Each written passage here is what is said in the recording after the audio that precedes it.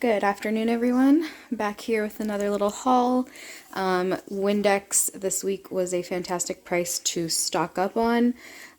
Food Basics has them for $3.88. This is the 950 ml, but the refill bottle, so they don't actually have the spray, the nozzle.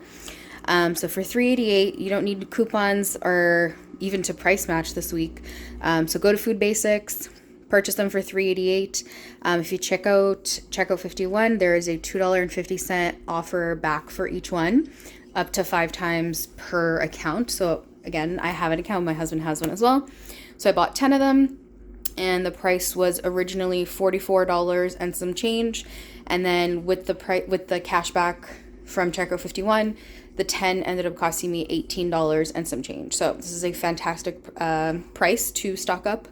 And this was perfect actually because we were on our last bottle of Windex or glass cleaner in this case.